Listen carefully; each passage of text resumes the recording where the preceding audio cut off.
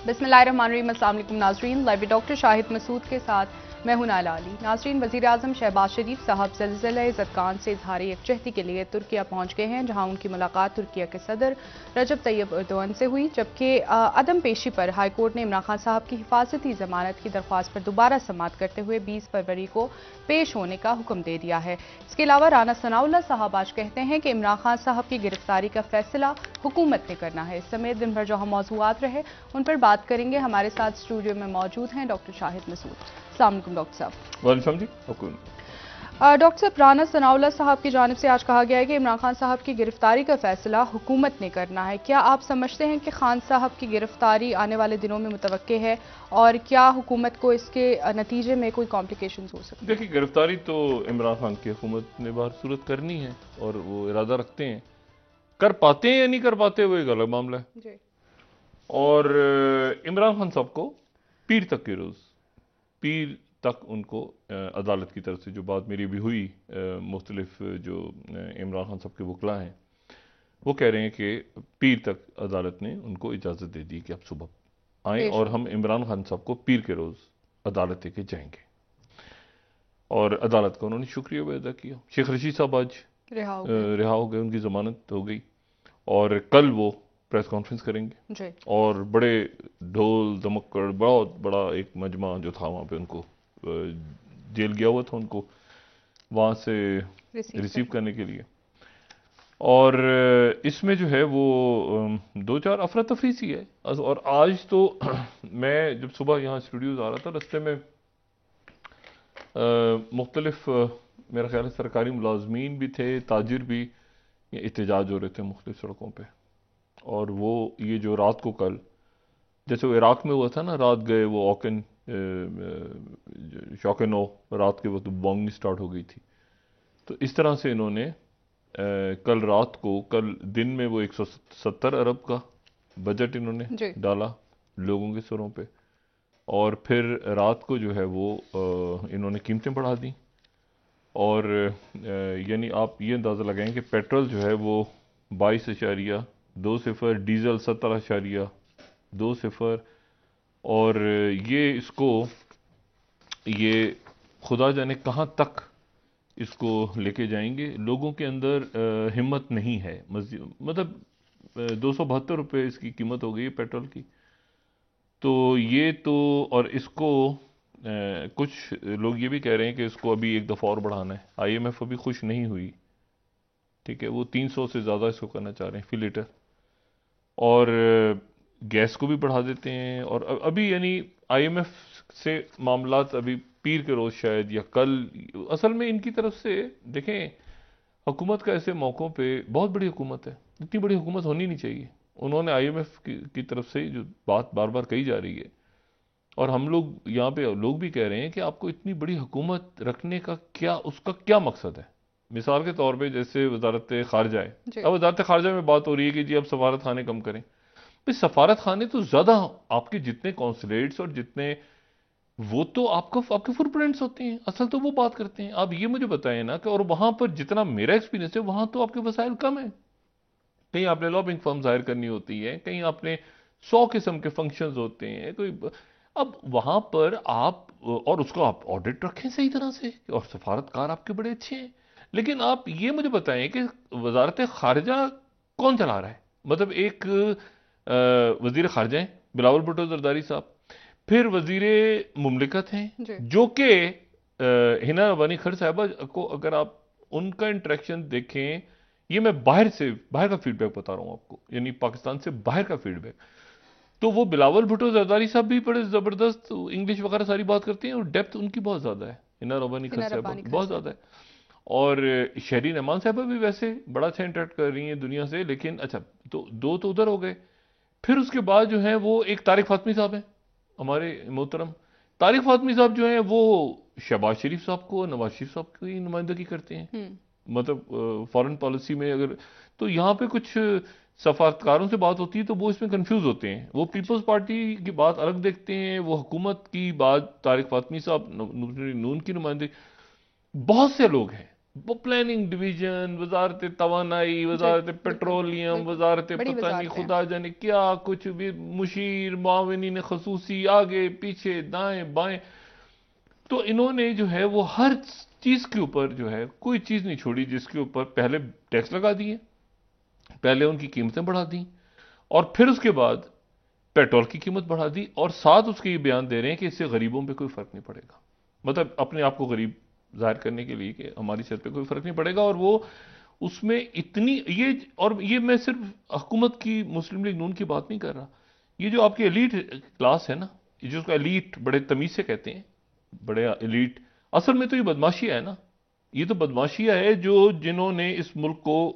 अच्छा, फिर कमाल की बात यह है कि ये कुछ ऐसी शख्सियात हैं जो हर कुछ तो है ना, जो आप देखें कि लिख रहे हैं, बात कर रहे हैं, कुछ हर दौर में रहे हैं, और वही इस बर्बादी के जिम्मेदार हैं, और वो आ जाते हैं फुदक के निकल के। मतलब उनको आप मतलब ये लम्स में चले जाएं, या आप आईबीए में जाएं, या आप किसी गवर्नमेंट यूनिवर्सिटी में चले जाएं, आप ये वो बच्चे वहां पे इतने जबरदस्त जो इकोनॉमी पढ़ रहे हैं, पॉलिटिक्स पढ़ रहे हैं नौजवान, वो आपको ज्यादा बेहतर आपके साथ डिस्कशंस करेंगे और सवाल जवाब करेंगे, और हर चीज पे, इंटरनेशनल रिलेशन से लेके और इकोनॉमी से लेके हर चीज पे। तो ये जाने नहीं छोड़ते, एक वो 1985 की काबीना बैठी हुई जाने नहीं छोड़ते, उसका बच्चा उसका बच्चा उसका ये वो लगे हुए हैं जनाब। तो मेरा ख्याल है एक ये जो गुजरा है ना अरसा, इसमें एक चीज बड़ी अच्छी हुई है कि लोगों को ये तो समझ में आ गया है कि भाई ये इनसे ये तो एक गई 1985 वाली जो भी पॉलिटिकल लॉट थी ना, अपने बाल बच्चों समेत, वो सारी की सारी 2023 में फारिग हो गई, टोटल फारिग। अब जो भी कुछ होगा वो ये, मुझे ऐसा लगता है और मेरी दुआ है कि वो होता है ना, right man for the right job वाला काम होगा इस मुल्क में। ये मुल्क तभी चलेगा, ठीक है। ये नहीं चलेगा कि यार मतलब तुम कौन हो, मतलब होता है ना कि तुम कौन हो, मेरी तारीफ ही मेरी है मैं फलां का बच्चा हूं, बस मुझे और कुछ नहीं है मेरे अंदर सवाए इसके कि मैं फलां का बच्चा हूं, फलां की बच्ची हूं, फलां का चाचा हूं, फलां का मामा हूं, फलां का, बस ये कोई काबिलियत है? तो अब मसला ये है, या मेरे पास जो है मैं फलां जगह के रहने वाला हूं, फलां मेरा ग्राई है, फलां मेरा ये है, तो वो तो खत्म हो गया ना किस्सा, इसमें लपेटा गया सारा का सारा। अब इसमें मरीम नवाज साहबा आज कह रही हैं कि मैं तो अवाम की नुमाइंदा हूं, ये हुकूमत से मेरा ताल्लुक नहीं है।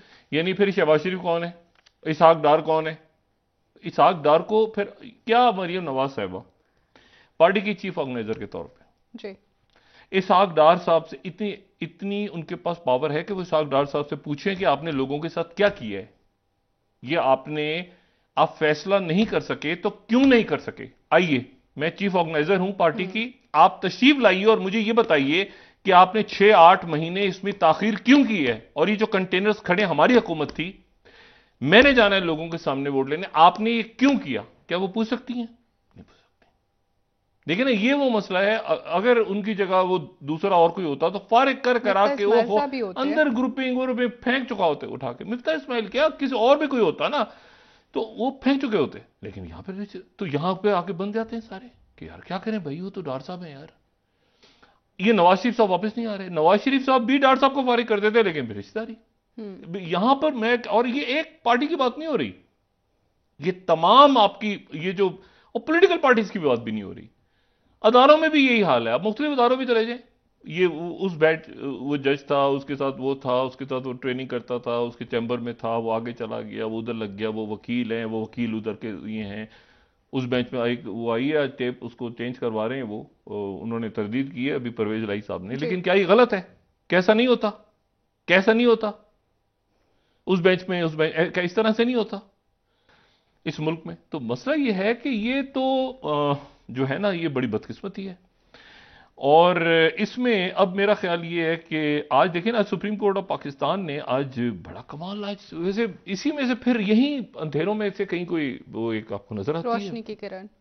उन्होंने कहा है कि जी 90 दिन में इलेक्शन होने जरूरी हैं, और बल्कि उनका जो तफसीली फैसला है वो तो ये आया है कि 90 दिन में इलेक्शन होना जरूरी है, और इलेक्शन अगर नहीं होते तो आइन की खिलाफ वर्जी होगी। लेकिन चूंकि कोई केस नहीं है तो हम इस पे, अच्छा वो गुलाम मोहम्मद डोगर साहब कोई है मेरे ख्याल से, अगर मैं नाम गलत नहीं ले रहा, वो कोई ट्रांसफर हुआ है पंजाब के अंदर, ट्रांसफर तो पे, उसके जी ऊपर बिल्कुल। उन्होंने कहा है कि जी इलेक्शन कमीशन, तो अदालत की तरफ से सुप्रीम कोर्ट के जजेस वैसे अल्लाह ताला बस अदालतें हमारी सही चले ना और सही तरह से वो फैसले, वो जो भी आइन और कानून के, लेकिन उन्होंने ये कहा कि जी वो जो है वो तबादला हो गया। तो वहाँ पे जो जज साहब थे सुप्रीम कोर्ट के, उन्होंने कहा कि कैसे हो गया तबादला।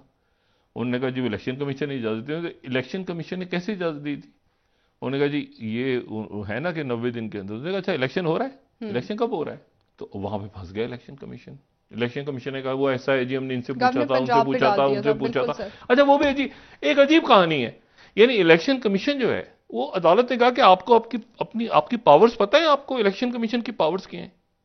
मतलब मैंने पहले खजाना से पूछा, फिर मैंने वजारत दिफा से पूछा, फिर मैंने महकमा मौसमियात से पूछा। वो इससे पूछ लें उस दिन बारिश तो नहीं होगी, बारिश होगी तो इलेक्शन नहीं होगा। बस अजीब हो गई। उन्होंने कहा मुझे नहीं पता कि क्या इलेक्शन कमीशन के पावर्स हैं, कौन करेगा, लेकिन वो पूरी दुनिया से, मतलब उस दिन कहीं कोई तूफान तो नहीं आना, कहीं कोई ऐसा तो नहीं होना, कुछ ऐसा तो नहीं होना, मैंने इलेक्शन करा ले। ये माहौल बना अदालत में। उन्होंने कहा भैया आपका काम है इलेक्शन करवाना, जी तो आप जो हैं वो तो फिर चीफ इलेक्शन कमीशन बड़े जबरदस्त आदमी है, मगर आज जबरदस्त हो गए अदालत में वो। तो उनको कहा कि आप भैया आप इलेक्शन करवाएं, इलेक्शन की तो वो कल सुबह फिर हाजिर। उन्होंने कहा जी दूसरा हाजिर हो जाएगा। उन्होंने कहा नहीं आप ही हाजिर हो। अब शायद वो पता नहीं जाते हैं कि नहीं जाते। तो वो खुद इंतहाई मोहतरम, वो भी यानी लॉ के बड़े जबरदस्त वो हैं, एक्सपर्ट है। एक्सपर्ट हैं जो चीफ इलेक्शन कमिश्नर हैं। मगर उन्होंने इससे पूछ रहे हैं भाई मुझे आप बताएं ना कि वो उनकी एक पावर है इलेक्शन की, जी आपने डेढ़ उसके बाद वो क्या होता है क्या। लेकिन मसला ये है कि आप तो इलेक्शन अब आप सबसे पूछने लग जाएंगे। मैंने आपसे कहना महकमे मौसमियात से भी पूछे फिर आप कि भाई इलेक्शन हो सकता है कि नहीं हो सकता। हो गए ये क्या बात हुई। अच्छा तो बहरहाल वो अब देखें वो क्या होता है। उन्होंने कहा तो 90 दिन में इलेक्शन होता है और ये और आइन की सदर खिलाफ। और इलेक्शन कमीशन के इख्तियार में कि अगर गवर्नर पंजाब आप फैसला एक नहीं स्टेप कर तो पा लेना रहा तो भाई, आप एक करें। कोई स्टेप देखें, या तो ये पॉलिटिशियंस बैठ के बात कर लें आपस में ताकि दंगा फसाद खत्म जी हो, या ये है कि एक तारीख तय करें। सबसे अच्छा तो ये कि आपस में तय करें, इलेक्शन कमीशन के ऊपर भी ना डालें ना डालें, मसला। बिल्कुल सबसे सही। अच्छा है कि आपस में तय कर लें।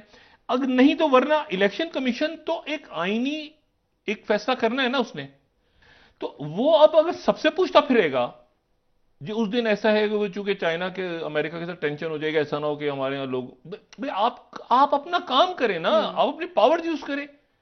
बाकी वो कैसे होता है कैसे नहीं होता, लेकिन आप अनाउंस करने से पहले ही पूछ रहे हैं लोगों से क्या हम करवा लें, क्या हम करवा लें, क्या हम करवा लें, क्या मैं करवा लूं, क्या मैं करवा लूं। तो भाई फिर तो कभी भी नहीं होगा। हर चीज तो परफेक्ट कभी हो ही नहीं सकती। अब एक बिल्कुल स्टेप तो सही, लें। बिल्कुल। अदालत का गालिबन आज ये मिजाज था। अब उसके बाद जो है एक तो वो उसमें वो ट्रांसफर पोस्टिंग्स के ऊपर अब देखें अदालत क्या फैसला करती है जो केयर टेकर गवर्नमेंट जी से। लेकिन ये एक असल जो इशू, मैं फिर वही कहता हूं, ये हम कहां फंस गए जाके।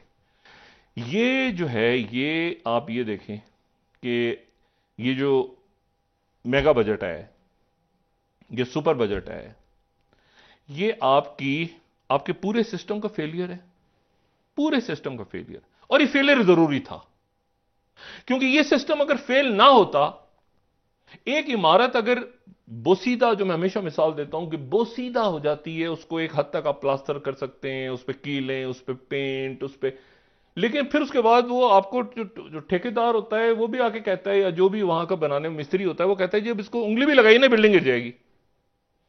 तो अब ऐसी बोसीदा जगह पे खड़ी हुई है इमारत कि ये खुद ब खुद ही गिर रही है। कभी इसका प्लास्टर गिर रहा है, और इसके बाद बेहतरी है डॉक्टर साहब। ये गिरेगी तो नई बिल्डिंग बनेगी ना।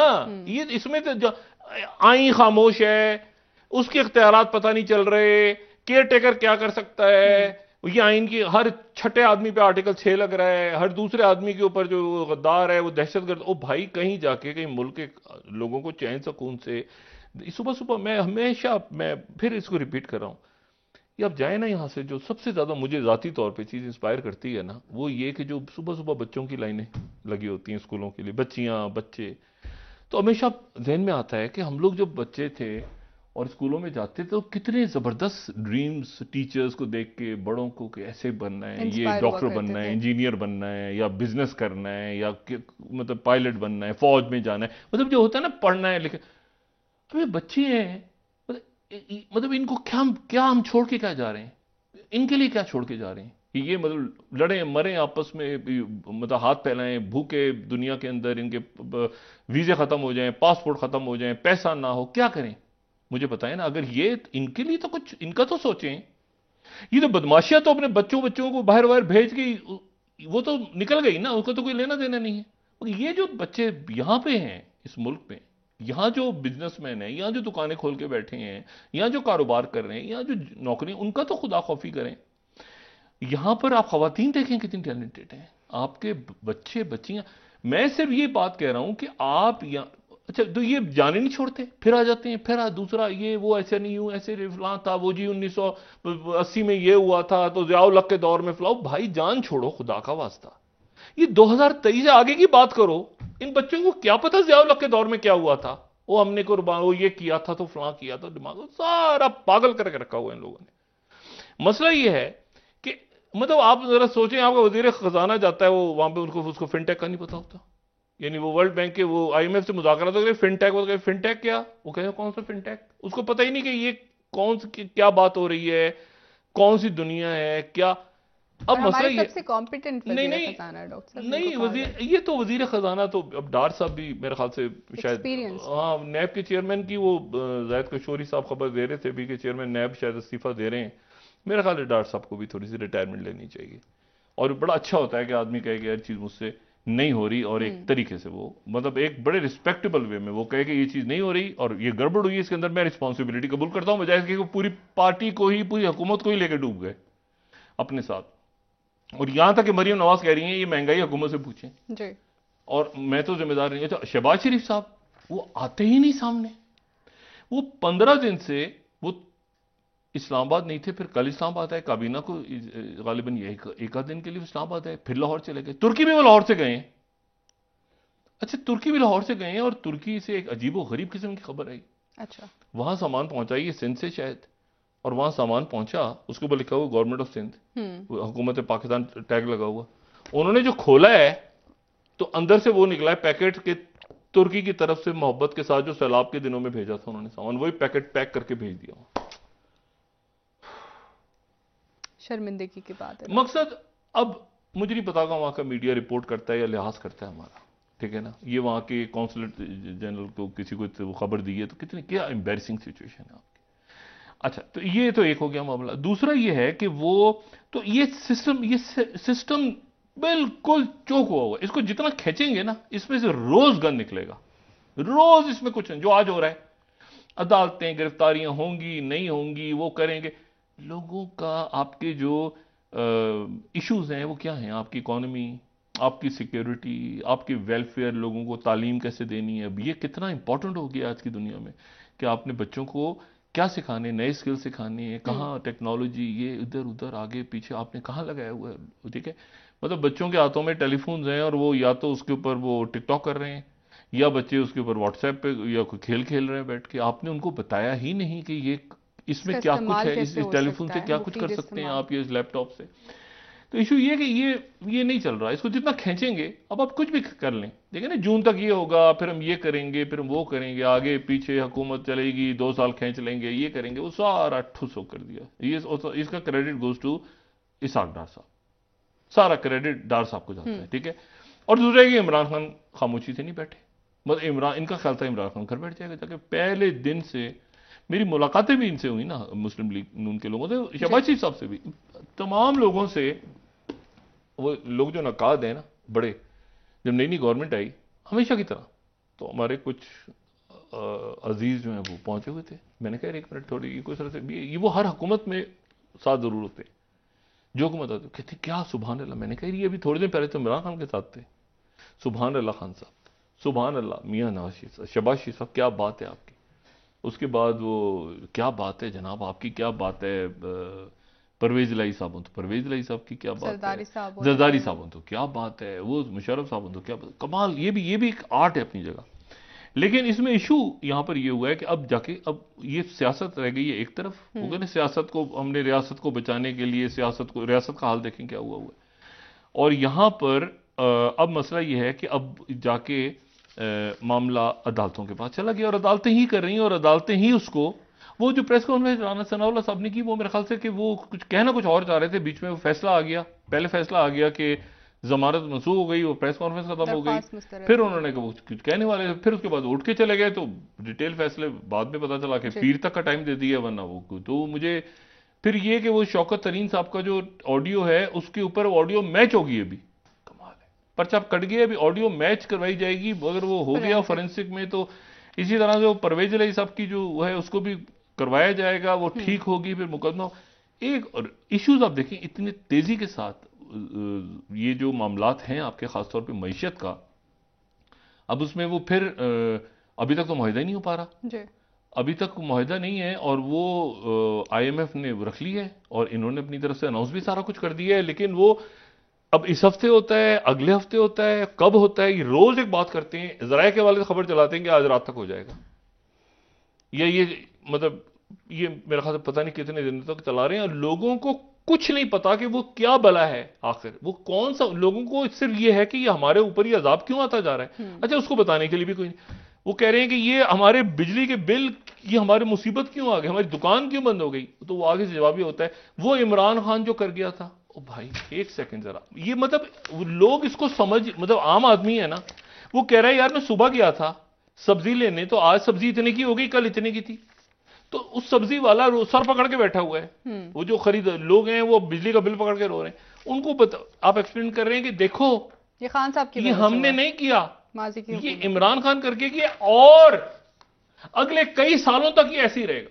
तो डॉक्टर साहब ये नहीं, हुकूमत आप भी ठीक ऐसे ही करने रहेंगे, आई और थी? हम अमीर से अमीर होते जाएंगे, और आप बिल्कुल ही बर्बाद हो जाएंगे, तो फिर आपकी हड्डियां वड्डियां बेच के। ओ डॉक्टर भाई, साहब मुत्तहिदा हुकूमत तो आई महंगाई के खिलाफ थी इख्तिदार में, और उन्होंने कहा था कि एनआरओ कहां खान से आ साहब गया, की वजह से एनआरओ महंगाई कहां हुई। से आ गया, ये नैब के केसेस कहां से आ गए, नैब के केसेस कहां से आ गए, 50 करोड़ और 1 अरब, 50 करोड़ से कम, अच्छा 50 करोड़ से कम करप्शन नहीं होती, अच्छा 50 करोड़ यानी उसे कम कर, वो सारे आज इस्लामाबाद हाई कोर्ट की जो समाअत हुई है, उन्होंने सारे केसेस यकजा करके, और उन्होंने कहा इसको भी लार्जर बेंच बनाएंगे कि कौन सी अदालतों में केसेस भेजे जाएं। अभी तक ये इसमें से कोई केस वापस नहीं हुआ, ये तय होना है कि कौन सी अदालत में भेजा जाएगा, ये आज इस्लामाबाद हाई कोर्ट में ठीक हो गया, और इसकी कल समाअत होगी। ब्रेक ले लेते हैं। अच्छा, अब मैं ये क्यों कह रहा हूं कि हमारे पास बतौर रियासत वक्त कितना है, ये जो इकोनॉमी की सिचुएशन क्रिएट हो गई है ना, उसके बाद तो तकरीबन आप समझें कि ये ओवर टाइम, ये तो अल्लाह का करम है जो ये चल रहा है सारा सिलसिला, वरना मैं आपको बताऊं जो हालात है ना इस वक्त आपकी सराउंडिंग्स के, आपकी सिक्योरिटी के, आपके इकोनॉमी के, आपके, ये कोई ऐसे है ही नहीं कि इस तरह से लोग बैठ के अपनी यहाँ पे सियासत और बयानात और ये उछल कूद और ये सारा तमाशा जो मुल्क में लगाया हुआ है, कई दिनों से लगा हुआ है, सालों से लगा हुआ है, मतलब इस वक्त आके वो बिल्कुल वो कहते हैं ना कि मतलब वो, अच्छा मुझे इस पर कोई वो नहीं हो रहा, मैं इस तरह से खुश भी हूं कि ये ऐसे ही होना था, एक दफा कभी ना कभी इसने गिरना ही था, जबरदस्त का लफ्ज जो है ना वो यही है, थोड़ा जबरदस्त हो गया ना, अब आगे इसी में से बच्चे निकलेंगे, इसी में से नए लोग आएंगे, इसी में से आपका एहतसाब होगा। आज आई है ना खबर जनरल फैज के भाई साहब के हवाले से, मुझे नहीं पता क्या उसकी क्या डिटेल होता है, लेकिन कहीं ना सर उस पर बात कर कहीं ना, अच्छा उनके साथ अगर ये हो रहा है तो बाकी जो उनके सहूलतकार जो सिविलियन साइड, उनके साथ क्या होगा। बिल्कुल सर, बिल्कुल उम्मीद रखते हैं कि सर एहतसाब का अमल शुरू हो जाए। ब्रेक ले लेते हैं, हो चुका है, ब्रेक ले लेते हैं, वापस आके बात करेंगे मजीद। आप हो चुका है, और बिस्मिल्लाह उसकी यहां तो आपको नजर आ रही है ना, हाँ। एक खामोश सिंध में शुरू हो चुका है, अभी तक उसकी आवाज नहीं आई यहाँ पे। ठीक है डॉक्टर साहब, नाज़रीन यहाँ पर ब्रेक ले लेते हैं, हमारे साथ रहिए।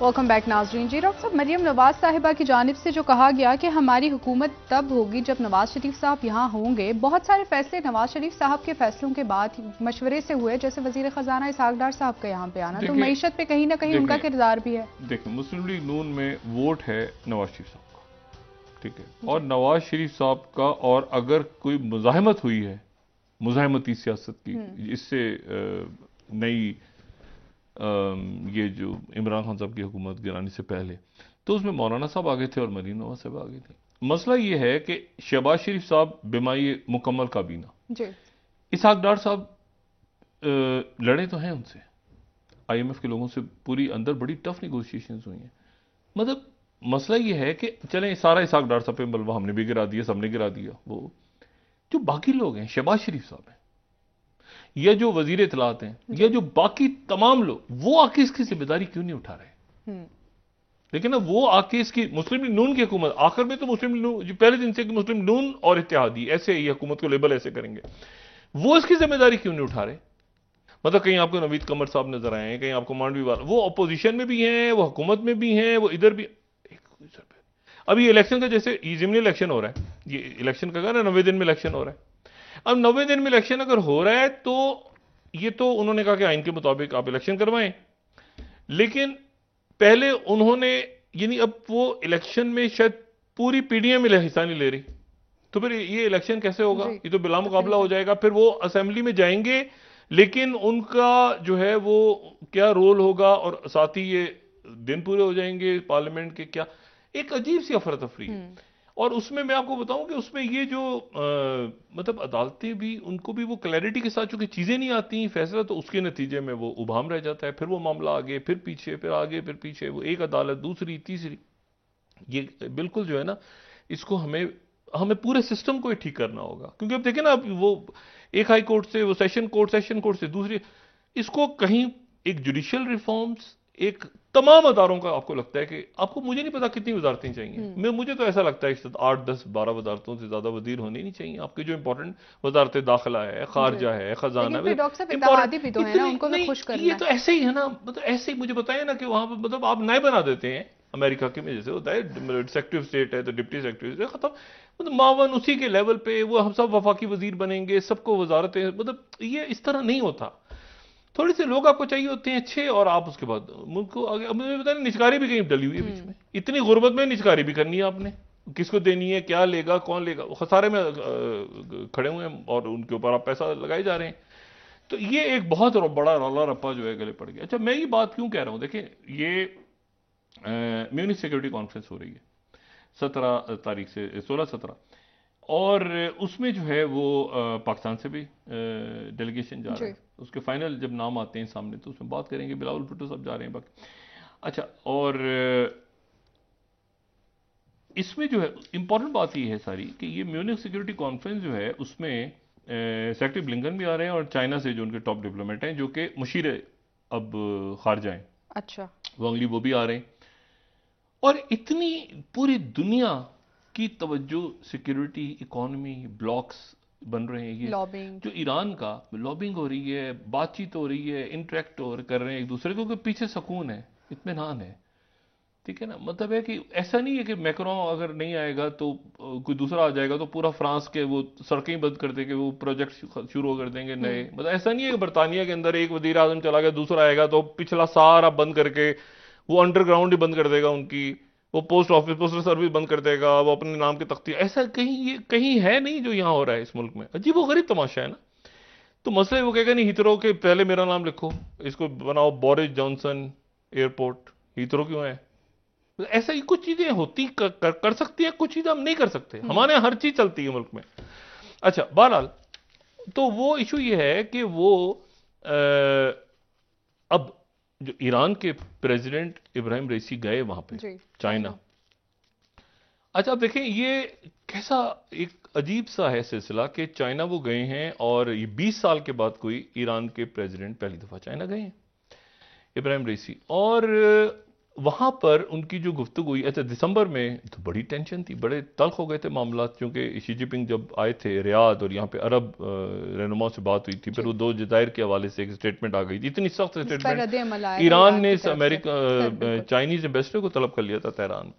अब ये जो वहां पे हुआ है, इनके जो उसके बाद जो स्टेटमेंट आई है, तो फिर कॉम्प्रिहेंसिव स्ट्रेटेजिक पार्टनरशिप, और 25 साल के लिए, वो 2021 में जब हसन रूहानी थे तो उस वक्त ये मुआहदा तय पाया था कि 25 साल के लिए ईरान के साथ एक कॉम्प्रिहेंसिव स्ट्रेटेजिक डायलॉग हो गया था।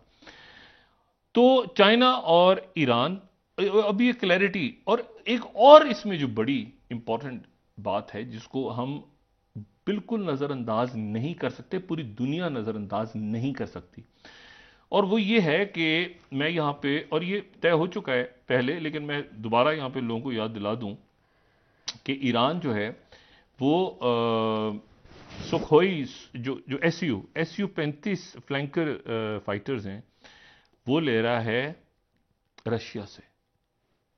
अच्छा, ये जो SU-35 फाइटर्स हैं ये जदीद तरीन फाइटर्स हैं और ये इसको बर्गालियन मिलिट्री को मैं कोट करता हूँ। वैसे मिलिट्री की जो भी साइट्स वगैरह पे मिल जाएगा अगर आप इसको करेंगे। ईरान जो है वो कौन से जहाज ले रहा है, ये लेटेस्ट फाइटर्स ईरान ले रहा है। वो ईरान जिसके ऊपर पाबंदियां हैं, वो ईरान जिसके मसाइल चल रहे हैं अरब ममालिक के साथ, जिसका फड्डा पड़ा हुआ है, ये न्यूक्लियर आगे जाता है नहीं जाता, रशिया उसको ये फाइटर्स दे रहा है। और ये जो फाइटर्स हैं ये अगर आप इसको मतलब इसकी दुनिया भर में ये रशिया के लेटेस्ट फाइटर्स हैं। अब ईरान के साथ पुराने उनके पास पड़े हुए हैं, वो कोल्ड वॉर के ज़माने में जो MiG-25 वो पड़े हुए हैं पुराने। लेकिन ये जो लेटेस्ट उनके SU-35 उनको रशिया दे रहा है, ये जो है ये सॉरी SU-35 ये F-35 जो F-35 हैं अमेरिका के, उनके साथ इनको कंपेयर किया जाता है। सही, मतलब ये इतने जदीद तैयारे हैं, ये लेटेस्ट टेक्नोलॉजी है। ठीक, ये नहीं रशियन टेक्नोलॉजी ईरान आ रही है, ये नहीं आप, और लेटेस्ट टेक्नोलॉजी आ रही है, ठीक है। और ये वो और इसको यहां पर हम कोट कर देते हैं, यहां पे बल्गारियन उनकी जो मिलिट्री सोर्सेज हैं, जो 5वीं हमारी स्लाइड है, ईरान 22, ये 24 SU। अच्छा, ये असल में इजिप्ट के लिए बने थे अकॉर्डिंग टू दिस, ये इजिप्ट के लिए बने थे। इजिप्ट के ऊपर प्रेशर आ गया तो इजिप्ट के प्रेशर जो है वो प्रेशर आया तो अब इनको रशिया ईरान को दे रहा है, ठीक है। और ये जो है ये स्टेट ऑफ आर्ट, ठीक है, state of art Russian planes हैं जो कि शुरू से यानी कोल्ड वॉर के ज़माने में भी रशिया ने यूज़ किए। सोवियत यूनियन दौर में अपग्रेड होते होते होते होते तो अब वो जो लेटेस्ट जहाज़ हैं वो ईरान के पास आ रहे हैं। अच्छा, उसके बाद इन्वेस्टमेंट वो चाइना के साथ उनके मामलात, अब इसमें ये पूरे मिडल अब गल्फ कंट्रीज जो अरब ममालिक हैं वो इसको किस तरह से देख रहे हैं, क्योंकि उनके साथ भी कंप्रिहेंसिव स्ट्रेटेजिक डायलॉग हो चुका है चाइना किस तरह से। फिर उसके बाद जो चाइना के वजीर खारजा पहुंचे हैं म्यूनिख में सिक्योरिटी कॉन्फ्रेंस, सेक्रेटरी ब्लिंकन भी आ रहे हैं, कैमिला हैरिस भी आ रही हैं वहां पे, लेकिन उनकी मैक्रोन से मुलाकात हो गई है। ये जो चाइना के वजीर खारजा जो मुशीर खारजा हैं, अब तो वजीर खारजा से ऊपर उनके मुशीर खारजा हैं ना, जो पहले वजीर खारजा थे वांग ली। अच्छा, उसके बाद वो हंगरी जाएंगे, अच्छा इटली जाएंगे। इटली सबसे पहला मुल्क है जिसने, जो कि इटली भी बेल्ट एंड रोड में है, और हंगरी जो है वो तो सबसे बड़ा हुआवे का जो चाइना से बाहर अगर कोई जगह है सप्लायर तो वो हंगरी है। अच्छा, और हंगरी इसलिए चाइना के लिए इंपॉर्टेंट है, चाइना के लिए भी इंपॉर्टेंट है और रशिया के लिए उससे ज्यादा इंपॉर्टेंट है। उसकी वजह यह है कि हंगरी ने वो लॉक लगाया हुआ, हंगरी और टर्की ने, कि फिनलैंड और स्वीडन नेटो का हिस्सा ना बने। अच्छा, वहां पर भी जाएंगे चाइना के foreign minister, France, Italy, Hungary, फिर मॉस्को भी जाएंगे। मॉस्को, अच्छा ये अब, अच्छा, और जो सबसे जो इंपॉर्टेंट बात है ना, जो बड़ी इंटरेस्टिंग बात है वो ये है कि जो गार्डियन को मैं कोट कर रहा हूं क्योंकि खबर बड़ी है सर, जो मार्क मिली हैं चेयरमैन जॉइंट अमेरिका के, उन्होंने गार्डियन 8th स्लाइड वो कह रहे हैं Russia Ukraine war with end in negotiations as neither side likely to achieve aims, stalemate. देखिए ये इतनी बड़ी, अगर इसकी वो देखें ना कि neither side likely to achieve aims in war, ये थोड़ी देर पहले उन्होंने ये बात की है, ठीक है। फाइनेंशियल टाइम्स को इंटरव्यू दिया, उसकी डिटेल्स फाइनेंशियल टाइम्स की, लेकिन उसका जो लुबे लुबाव है वो ये है कि आखिर में निगोशिएशंस पे ही होगा, कोई साइड हम भी अचीव नहीं कर पा रहे, ठीक है। इंस्टेल पे अभी मुझे बताएं पुतिन को और क्या चाहिए कि अब आप यूक्रेन के अंदर डालते जाएं उनमें असला देते जाएं यूरोप के लोग, तो अगर निगोशिएशन नहीं होनी आखिर में तो ये इतनी मार्कुटाई, इतनी बर्बादी क्यों हो गई। तो ये एक लेकिन एक्सलेशन हो रही है अभी पुतिन तो नहीं तैयार हो रहे हैं ना किसी भी किस्म की बातचीत के लिए, वो बिल्कुल तो बढ़ते जा रहे हैं आगे बढ़ते। एक ब्रेक ले लेते, वापस आके बात पाकिस्तान, अब इशू ये है कि वो लम्हा आ रहा है कि पाकिस्तान को अपने अंदरूनी, ये आपकी जो इकोनॉमी का इशू है ना, ये बराह रास्त आपका फॉरेन पॉलिसी से रिलेटेड है, फॉरेन पॉलिसी से रिलेटेड है। फॉरेन पॉलिसी आपकी जो है वो रिलेटेड है इकोनॉमी के साथ, इकोनॉमी रिलेटेड है आपके इंटरनल टर्मोइल के साथ, मतलब हर चीज इंटरलिंक्ड है। ठीक है सर, ब्रेक ले लेते हैं, डॉक्टर साहब वापस आके बात करेंगे। नाज़रीन, यहाँ पर ब्रेक, हमारे साथ रहिए।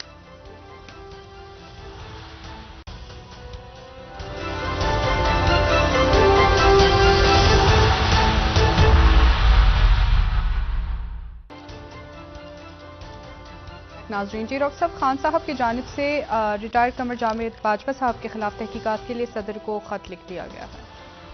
देखें, अब ये तो एक अफरा तफरी है, ये कहाँ जाके मामला खत्म होते हैं, क्या होते हैं, और उसके नतीजे में इतना अदम इस्तेकाम उनकी तरफ से। एक बात ये की गई थी बाहर के, और ये IMF की बात नहीं है, आप वैसे भी बाहर देश देखें ना, आप पाकिस्तान में क्या हो रहा है, तो आपको अजीब एक तमाशा नजर आएगा इस वक्त। और ये तमाशा ज्यादा से चल नहीं सकता। एक ही दिन में आप पेट्रोल बढ़ा दिया 22 रुपये, सुबह 170 अरब के टैक्सेस डाल दिए, फिर उसके बाद बिजली की कीमतें बढ़ा दी, फिर साथ ही गैस की कीमतें बढ़ा दी, फिर रात को लोग जब उनके सोने का टाइम हो गया वो चले गए तो फिर सुबह उठा तो पेट्रोल और गैस, ये जो है। और फिर उसके बाद अभी भी आप कह रहे हैं कि वो हमने कुर्बानी दी, IMF ये फला, तो ये जो है ना, ये बुरी तरह से, अच्छा उसको बता भी नहीं पाए लोगों को, बताने की कोशिश भी नहीं हुई। देखें, अगर इसहाक डार साहब नहीं इंटरेक्ट, हालांकि इसहाक डार साहब की इंटरेक्शन है, मतलब नदीम मलिक साहब के शो में वो जाएं और नदीम मलिक साहब को एक क्लैरिटी के साथ, नदीम मलिक साहब जो है वो काफी इकोनॉमी के ऊपर और भी बहुत से, लेकिन जब से मेरे ख्याल से शाहजेब खानजादा के शो में जो हुआ है उसके बाद से उन्होंने कहा कि टीवी से दूर ही रहो तो बेहतर है। तो वरना वो नदीम मलिक साहब के शो में जाके इसको क्लैरिफाई तो करें ना कि क्या हुआ क्या इशू है। अब ये खड़े होकर कहना कि वो उसने किया था, वो तो सियासी तौर पे लोगों की यहाँ पे ऐसी हो गई है लोगों की। तो ये तो पॉलिटिकल टाइम उसमें पॉइंट स्कोरिंग हो रही है। और इसमें इशू ये है कि इसमें बहरहाल ये कभी ना कभी होना था, इसमें तो हर शख्स कह रहे हैं ना कि कभी ना कभी तो ये होना था, मगर कमाल की बात है कुछ ऐसे लोग भी कह रहे हैं कभी ना कभी तो ये होना था जो यहां तक लाने में जिनका हिस्सा है पूरा, हाँ पूरा हिस्सा उनका। वो भी मैंने आपसे कहा ना कि वो भी उनके मुंह से भी अजीब सी बात लगती है सुन के कि ये क्या चक्कर है। अच्छा, तो और बहरहाल अच्छा, चाइना की तरफ से मैंने आपसे बात की कि ये चाइना की तरफ से बात हो रही है कि हमारे इलाकों के ऊपर, ये तिब्बत पे और शिनजियांग पे यहाँ पे जो है ये बैलून्स घूम रहे हैं अमेरिका के, और चाइना डिफेंसिव नहीं है। ये जो मामला हुआ है अब बैलून्स का, तो अब अजीबोगरीब ताज़ा तरीन क्या है, रॉयटर्स, ये जो 11वीं ये जो गुब्बारे थे, खलाई मखलूक थी, ये असल में हवाई की तरफ इन्होंने जाना था, हवा तेज थी, 11वीं स्लाइड, ठीक है। अब ताज़ा तरीन क्या उनके खलाई मखलूक, वो उन्होंने कहीं और जाना था, हवा तेज चली तो हवा तेज चलते चलते वो भटक के वो जो थे वो मतलब है कि यहां पर आ गए। अच्छा, अमेरिका पे, असल में यहां नहीं आना था उन्होंने, तो दूर दराज की आ गए। ठीक है, बहुत शुक्रिया डॉक्टर साहब। तो ये जो है ये बखमुत के ऊपर रशियन असॉल्ट तेज हो गया है। ये देखना है कि यूरोप के दौरे के अंदर चाइना अमेरिका के दरमियान बातचीत होती है नहीं होती। ठीक है सर, ठीक और जी, और ये पाकिस्तान की अफरा तफरी ज्यादा दिन चल नहीं सकती इंशाल्लाह सर, बेहतरी आएगी। इशू मईशत है इस वक्त। बहुत शुक्रिया डॉक्टर साहब। नाज़रीन, प्रोग्राम का वक्त खत्म हुआ, कल इंशाल्लाह दोबारा आपसे मुलाकात होगी। मुझे नाला अली को इजाजत दीजिए, अल्लाह हाफिज़। अपने दोस्तों रिश्तेदारों को दोनों के लोगों का सब ख्याल रखिएगा, अल्लाह हाफिज़।